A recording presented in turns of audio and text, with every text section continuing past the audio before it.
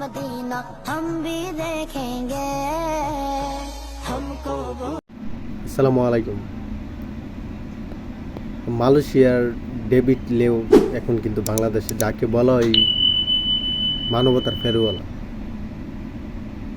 তো তিনি কিন্তু বিশ্ব ইজতেমার উপলক্ষে কিন্তু তিনি কিন্তু বাংলাদেশে কিন্তু গেছে, এবং কি গরিব দুঃখী যারা পথচারী আছে তাদেরকে দেখেন কীভাবে হানা তুলে দিচ্ছে।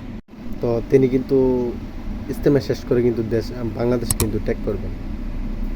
তো ওনার জন্য মন থেকে রইল দোয়া এবং ভালোবাসা, রেসপেক্ট। চলেন ভিডিওটা দেখি।